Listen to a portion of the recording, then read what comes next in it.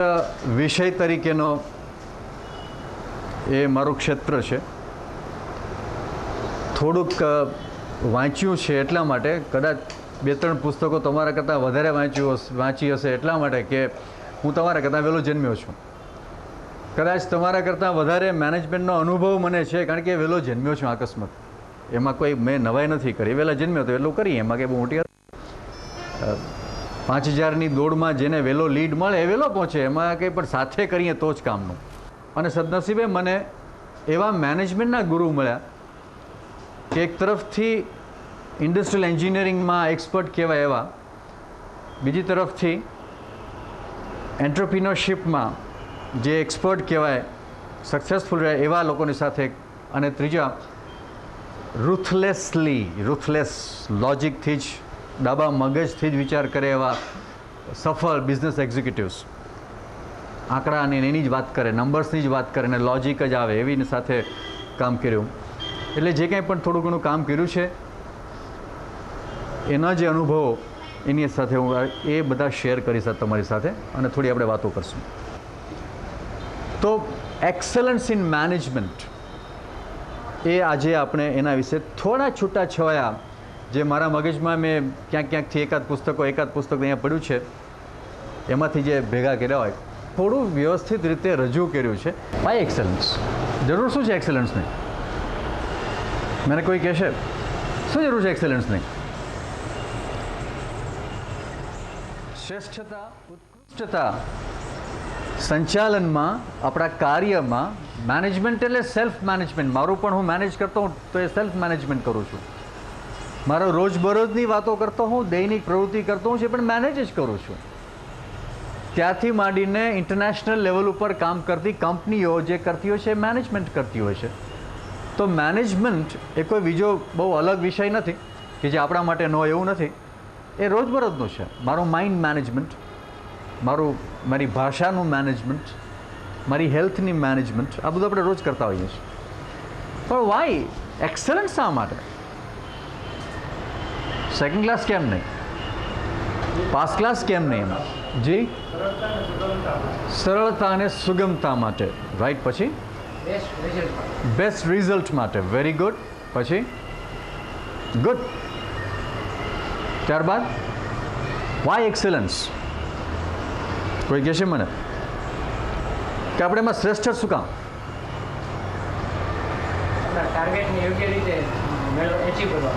ટાર્ગેટને achieve કરવા માટે. પરીક્ષામાં 35 માર્કથી પાસ થવાય છે, 36થી થવાય છે. પછી એમાં સેકન્ડ ક્લાસ આવે છે તો એમાં ક્લાસ મૂક્યો છે, પછી ફર્સ્ટ ક્લાસ પાછો મૂક્યો છે. એટલે બધાને જગ્યા તો આપી જ છે, પણ લોકો કેમ આગળ વધવા માગે છે? લોકો કેમ એક્સલન્સ? કારણ કે બધે પોતપોતાને બેસી જાય, એમાં શું વાંધો? એમ આપણે પણ આપણા કાર્યમાં ચાલે કે સેકન્ડ ક્લાસ કાર્ય કરીએ, દ્વિતીય કક્ષાનું કાર્ય કરીએ. મિત્રો, મને એક જ એમાંથી એક આવે છે, મારી દૃષ્ટિએ જરા જુદું એંગલ છે. થોડી મેં રમત જ કરી છે, એમાં બીજું કંઈ નવું નથી. કે વાય એક્સલન્સ ઇન અસ મેનેજમેન્ટમાં? મેન એ જેમ. આપણે મેનેજમેન્ટમાં એટલે એક્સલન્સ રહેવું પડે કે મેન ઇઝ અ જેમ હિમસેલ્ફ.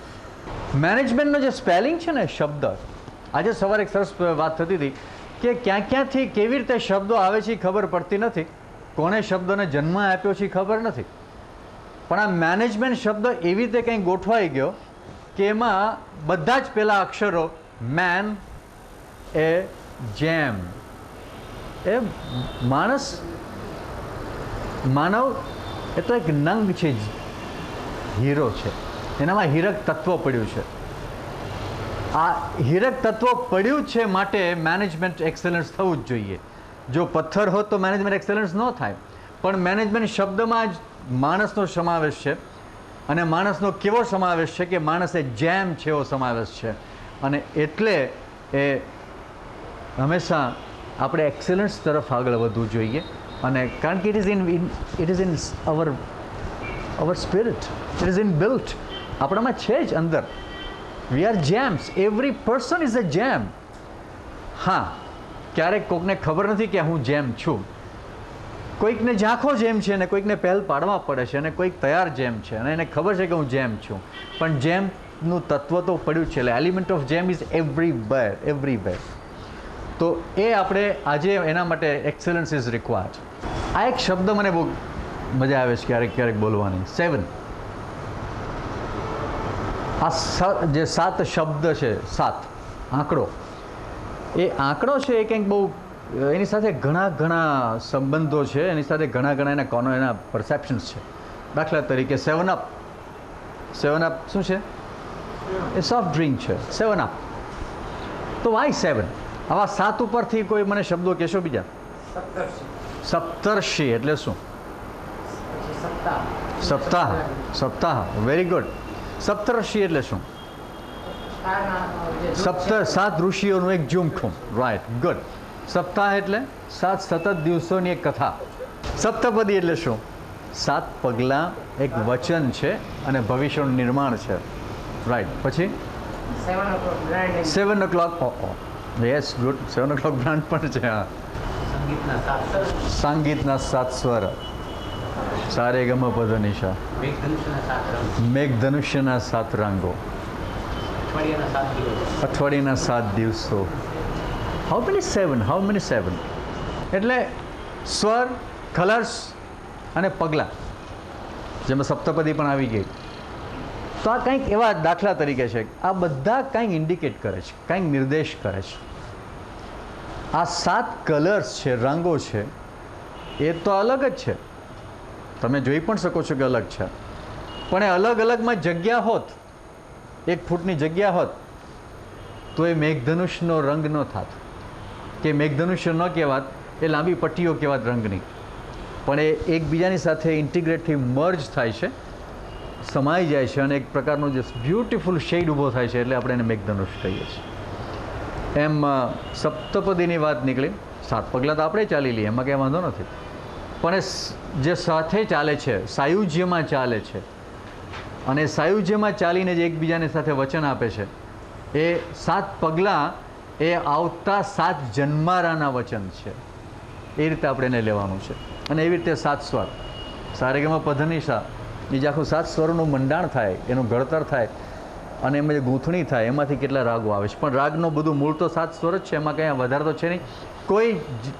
કોઈ પણ દુનિયાના કલાકારે હજુ સુધી 8મો સ્વર તો શોધ્યો જ નથી. તો આ આજે આપણે મેં થોડા ઘણા જે બધા વાંચ્યા છે એવા મેનેજમેન્ટના પાસાઓ, આ પાસાઓમાંથી થોડા 7 પાસાઓની વાતો કરશું. એવા 7 પાસા મેં થોડા સિલેક્ટ કર્યા છે. એવા કયા 7 પાસાઓ છે કે જેને કારણે આપણે આપણા મેનેજમેન્ટમાં વધારે સારું તો કરી શકીએ, પણ ઉત્કૃષ્ટતા મેળવી શકીએ, શ્રેષ્ઠતા એ પ્રાપ્ત કરી શકીએ. 7 રસાયણ ફોર એક્સલન્સ ઇન મેનેજમેન્ટ. મેં આને રસાયણ કહ્યા છે. એ રસાયણ છે એટલા માટે કે એ છૂટા નથી રહેતા. તમને કોઈ એમ કે તાવ આવતો હોય તો પેરાસેટેમોલ લ્યો, તો પેરાસેટેમોલ ન લેતા, એમ કે પેરાસેટેમોલ ન લ્યો, પણ પેરાસેટેમોલમાં એક તત્વ આવે છે એ લ્યો, પછી આ આવે છે એ બીજું લ્યો, આ ત્રીજું લ્યો, એમ કોઈ લેવાતું હોય છે નહીં. આપણે સાથે લઈએ છીએ, એટલે એનું એક ટેબ્લેટ બનાવવામાં આવે, એની એક દવા બનાવવામાં આવે છે, કારણ કે એ રસાયણ છે, ઇન્ગ્રેડિયન્ટ્સ છે. અને એ જ્યારે 7 ભેગા થાય છે, અલગ અલગ છે પહેલાં, પણ એને જ્યારે એક જ રસાયણમાં બનાવવામાં આવે ત્યારે એની શક્તિ બહાર આવે છે, ત્યારે એની ઉર્જા ખરેખર બહાર આવે, ત્યારે એનું સ્વરૂપ આવે છે બહાર. એટલે એને રસાયણ મેં કહ્યા છે. કે રસાયણ એટલા માટે છે કે અંદર જાય છે, રસાયણ અંદર જાય છે. એ મલમ એ આપણે બહાર ચોપડીએ છીએ, ફેર એન્ડ લવલી બહાર થવાય થોડી વાર, પણ એ થોડી વાર જ થવાય છે, પછી નથી થવાતું આપણે જાણીએ છીએ. પણ અંદરની આપણે એવી ટ્રીટમેન્ટ કરીએ કે જેથી કરીને ફેર અને લવલી થઈ શકાય.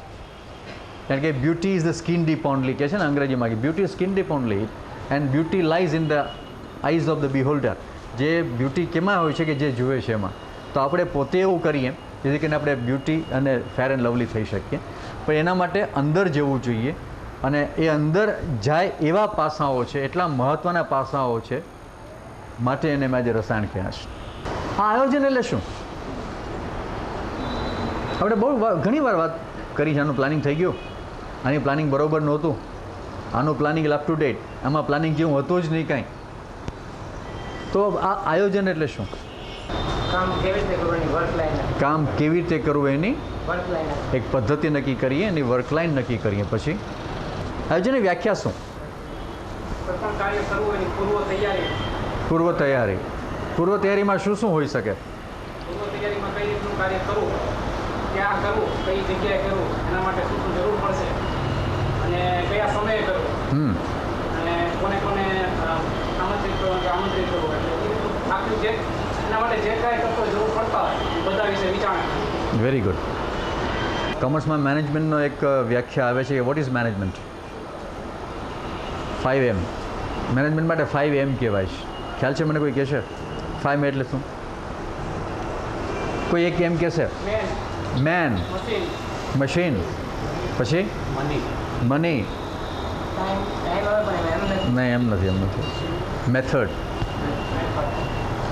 પછી man, machine, money, method and હવે જે આવ્યું છે market. You to look at the market. આ જેવું બધા પાસાઓને તમે કંઈ પણ ઇવેન્ટ કરવાનો હોય ને, કોઈ પણ ઘટના, કોઈ પણ પ્રસંગનું આયોજન કરવાનું હોય તો આ 5 પાસાઓને તમે ધ્યાનમાં રાખો એટલે આ બધું જ આવી જાય. અને મેનેજમેન્ટના વિષયો આ 5 ઉપરથી આવ્યા છે. મેન ઉપરથી પર્સનલ મેનેજમેન્ટ આવ્યું, હ્યુમન રિસોર્સ ડેવલપમેન્ટ આવ્યું, મેનેજમેન્ટ ઉપરથી કોન્ફ્લિક્ટ મેનેજમેન્ટ આવ્યું, ફાઇનાન્સ આવ્યું મની ઉપરથી, પછી મેથડ ઉપરથી ઇન્ડસ્ટ્રીયલ એન્જિનિયરિંગ આવ્યું, 6 સિગ્મા આવ્યું, કાઇઝન આવ્યું. આ બધા જ એના ઉપરથી આવ્યા છે. કોઈ પણ એક વિષય લેશો અત્યારના જે તમે વાંચતા હો મેગેઝિન્સમાં, એ આ 5માંથી જ આવ્યા છે.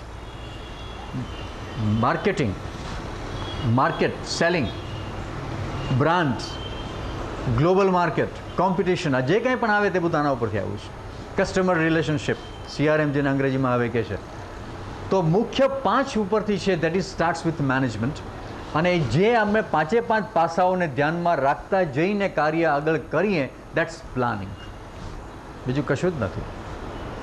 તમે જતા હશો ઘણીવાર કે કોઈ પણ લગ્નમાં જઈએ ને આપણે એના રિસેપ્શનમાં ક્યારેક, તો આમ તમને એમ લાગે કે નહીં, એક અમુક વ્યવસ્થિત બધું પડ્યું જાય છે, વ્યવસ્થિત ચાલતું હોય. અને ક્યારેક ક્યાંક આપણે જાણીએ છીએ કે ક્યાંક લોચા પડતા હોય છે, ક્યાંક તકલીફ પડતી હોય છે. એવી રીતે કોઈક જગ્યાએ મોડું કોમ્યુનિકેશન થાય, કાં તો ભૂલાઈ જાય, છેલ્લે ઘણીએ દોડાદોડ કરીએ આપણે, કે ઓલું તો ઉદ્ઘાટન વખતે કાતર જ ભૂલાઈ જાય, આવું થતું હોય છે, એ શક્ય છે. એટલે એને પૂર્વ તૈયારી કહે છે. પણ પૂર્વ તૈયારી વખતે મશીન, તમે કાંઈ પણ લેશો ને તો કાતર ઇઝ ધ મશીન, કટ કરે છે તે. મેન, કોણ કરશે, એની સાથે કોણ રહેશે, દેટ ઇઝ મેન. માર્કેટ, લોકો કોણ આવવાના છે જોવા માટે, પ્રેક્ષકો કોણ સાથે રહેવાના છે, એની સાથે કોણ રહેશે, દેટ ઇઝ માર્કેટ. આ બધું તમે કરીએ તો એ જેમ આગળ કરતા જઈએ, દેટ ઇઝ એ પ્લાનિંગ કહેવાય એને. અને આપણી નાનીમાં નાની ઘટના પણ કરવાની હોય તો એનું પ્લાનિંગ બહુ જરૂરી બને છે. પ્લાનિંગના સમય હોય છે. ડેઇલી પ્લાનિંગ કરાય. એક જ સાદો સીધો મારે તમને પ્રશ્ન પૂછવો છે. તમે સવારે ઘેરેથી નીકળો છો ત્યારે તમને ખબર છે કે આજે આખા દિવસમાં મારે શું શું કરવાનું છે? ખ્યાલ છે કોઈને? Are you very clear? એનું હોય છે. સવારે આપણે ઉઠીએ ત્યારે આપણું પ્લાનિંગ ચાલતું જ હોય છે. આપણે ચા પીતા હોય છે ને તો નવા ધોવાનો, કોઈ આપણે રોજ યાદ નથી કરવું. રોજ આપણે લખીએ છીએ, એલાર્મ મૂકીએ છીએ કે આવતીકાલે મારે આટલું કરવાનું છે, યાદ આપીએ છીએ આપણે. It comes automatic. પણ વર્કનું પ્લાનિંગ છે, આપણું કાર્યનું પ્લાનિંગ છે, એટલે કે વ્યવસાયનું પ્લાનિંગ છે, એમાંય આપણે યાદ રાખીને કરવું પડે છે. પછી તો એ ઓટોમેટિક થઈ જાય, પણ પહેલાં આપણે યાદ રાખવું પડે છે. તો મારી બધાને રિક્વેસ્ટ એ છે કે જ્યારે નીકળીએ ઘેરેથી ત્યારે મને ખબર હોવી જોઈએ, આપને ખબર હોવી જોઈએ કે મારે આખા દિવસમાં શું પ્રવૃત્તિઓ કરવાની છે. મારે કોઈને ફોન કરવાના છે, મારે કંઈ કોઈની સાથે જવાનું છે બહાર, મારે કોઈને યાદ આપવાનું છે, મારે કોઈ પત્ર લખવાનું છે, મારે કંઈ ગોઠવવાનું છે, કંઈ પણ. તો એની યાદી રાખીએ આપણે. અને પછી શું થાય, જેવી યાદી રાખશો એટલે ખબર પડશે મારે એને મળવાનું છે. એમ તમને થાય કે આજે મારે મળવાનું છે, મળવાનું તો છે પણ ફોન નંબર તો છે નહીં મારી પાસે. તો શું કરશો? ફોન લેવાનો પ્રયત્ન કરશો. એટલે જેવું તમારા મનમાં એક નક્કી થાય કે મારે આજના દિવસે આટલી પ્રવૃત્તિઓ કરવાની છે, મારું આયોજન આ છે, એની સાથે આનુષંગિક બધા સંબંધિત બધા જ પાસાઓ તમને આપોઆપ યાદ આપ્યા કરશે, એલાર્મ આપશે. એના માટે કોઈ મોબાઈલ એલાર્મની જરૂર નહીં પડે. એ તમને આપ્યા જ કરશે કે આમ કરો, હવે આમ કરો, હવે આમ કરો, આમ કરો. કારણ કે હ્યુમન માઇન્ડ ઇઝ અ જેમ. એ હંમેશા સામેથી યાદ આપશે. તો એ દરરોજની પ્રવૃત્તિ, અઠવાડિયાની પ્રવૃત્તિ યાદ છે કે આ અઠવાડિયું આપણે શું કરવાનું છે, આપણે ખ્યાલ છે આપણે ક્યારેય કે આવતા સોમવારથી પછીના શનિવાર સુધી શું કરવાનું છે, એવું આયોજન થશે ને. ઘણી ઘણી સંસ્થાઓ વધારે વ્યવસ્થિત એ ગોઠવતી હોય છે કે આખા અઠવાડિયાનું પ્લાનિંગ કરી, ઇન્ક્લુડિંગ કોઈ વ્યક્તિને બહાર જવાનું હોય કે તો આજે આ અવેલેબલ નથી, આજે આ ઉપલબ્ધ નથી, એ આખું ટાઈમ ટેબલ અને પ્રવૃત્તિઓનું લિસ્ટ, આજે આ મિટિંગ છે, આજે આ લોકોની મુલાકાત છે, બહારના મુલાકાતી આવવાના છે, બહારની મુલાકાત લેવાની છે, એનું એક ટાઈમ ટેબલ આખું એ પોતાના સ્ટાફ માટે એટલે કે સાથીદારો માટે એક જાહેરમાં મૂકી દે અને બહારના મુલાકાતીઓ પણ માટે મૂકી દે. એ ઘણી સંસ્થાઓમાં તમે જોતા હશો કે એ જઈએ છીએ ત્યારે આપણે ખ્યાલ આવે કે આપણે કોઈને મળવા ગયા તો આપણે જોઈએ કે મેનેજિંગ ટ્રસ્ટી તો કે ચીફ ઇન્ફોર્મેશન મેન નથી, આ બહારગામ છે, સારું ક્યારે આવવાના, આપણે સીધું મત પૂછીએ ક્યારે આવવાના છે, અથવા આ લોકો આટલા લોકો રજા ઉપર છે, આજે આ લોકોને ત્યાં મિટિંગ છે, હું આજે આવ્યો તો ખરો સંસ્થામાં પણ આમાં તો 2 વાગે મિટિંગ લખી છે, હું કેવી રીતે મળીશ, મને પોતાને ખ્યાલ આવે છે કે આજે મિટિંગ છે. તો આ રીતે વીકલી મિટિંગ, વીકલી પ્લાનિંગ એ પણ એક બહુ મહત્ત્વનું પાસું છે એક્સલન્સ કેળવવા માટે, ઉત્કૃષ્ટતા મેળવવા માટે આપણા કામમાં. જેમ જેમ જવાબદારી મોટી થતી જાય, વધારે થતી જાય, તેમ તેમ એના સમયગાળો આયોજનનો એ લાંબો થાય તો જ તમે ઉત્કૃષ્ટતા તરફ આપણે આગળ વધી શકીએ. અને માટે જ આ બહુ મહત્ત્વનું બને છે. એનો હેતુ છે પ્રિપેર્ડનેસ, તૈયારી. અને તૈયારી કોની કરવાની? પ્રાયર થિંકિંગ, અગાઉથી એક વિચાર કરવાનું આપણે શરૂ કરવું જોઈએ. અને કોઈ પણ સંસ્થાના સંચાલન માટે આયોજન એટલે મહત્ત્વનું છે કે એ ઘટના તમારી પાસે આવે, કંઈ પણ બાબત આવે તે પહેલાં તમે એનો વિચાર કરી શકો, એના માટે તૈયારી કરી શકો. દાખલા તરીકે હું જ આજ મોડો પડ્યો તો થોડો પૂછવામાં કે ભાઈ ઓએચપી, કે મેં માન્યું કે ઓએચપી હશે એટલા માટે, પણ એ મારી પણ ભૂલ હતી કે માની નહીં લેવું જોઈએ, આઈ શુડ થિંક. તો મારું પ્લાનિંગ ચાલતું હતું, મને ફોન આવ્યો તો પછી મેં કીધું ઓએચપી છે કે નહીં, તો ના નથી, અને પછી મારું આયોજન મારે શરૂ કરવું પડ્યું તાત્કાલિક, ફટાફટ કે કેવી રીતે લેવું, ક્યાંથી લેવું. એ ક્યારે મને થાય કે પ્રાયોર થિંકિંગ હું કરી શકું. અને અહીંયા આવીને ખબર પડે કે ઓએચપી નથી, એટલે કે પહેલાં તો મને પરસેવો થોડોક થઈ જાય કે હવે શું કરવું, તમને ગભરામણ થાય કે આભારી કરી, પછી રસ્તા શોધીએ, પણ એ ઉત્કૃષ્ટતામાં આપણે થોડા ઢીલા પડી ગયા. માટે એ પ્રાયર થિંકિંગ કરી શકીએ એ બહુ મહત્ત્વનું છે. અને એ ક્યારે કરીએ? પ્લાનિંગ કરીને. તો એ રીતે પ્રોબ્લેમ્સ એન્ટિસિપેશન, જો આ પ્રોબ્લેમ એન્ટિસિપેશન આવ્યું ને, થોડો પ્રોબ્લેમ થાત મને આજે કદાચ, કારણ કે મેં મારું આખું મોડ્યુલ તૈયાર કર્યું હોય, એ ટ્રાન્સપેરન્સીને પ્રમાણે મારી વાતો શરૂ કરી હોય, અને પછી જ્યારે બોર્ડ વર્ક આવે ત્યારે મારે જુદી રીતે એડજસ્ટ થવું પડે, તો મારી વિગતો માટે મને થોડી તકલીફ પડે. એટલે કોઈ પણ પ્રોબ્લેમ એન્ટિસિપેટ કરો, અને જ્યારે પ્લાનિંગ કરીએ આજના દિવસનું, એક પણ દિવસનું પ્લાનિંગ કરો ને તો પણ પ્રોબ્લેમ તમને દેખાશે જ ઓટોમેટિકલી કે ભાઈ આ નથી, આમ છે તો શું કરશું, અને તમારી પાસે પૂરતો સમય રહે છે. અને પ્રોગ્રેસ, અને જો આ થાય તો બહુ સરસ પ્રોગ્રેસ તમે કરી શકો છો, એટલે પ્રગતિ તમારા આખા દિવસની બહુ સ્મૂધલી થતી હોય છે.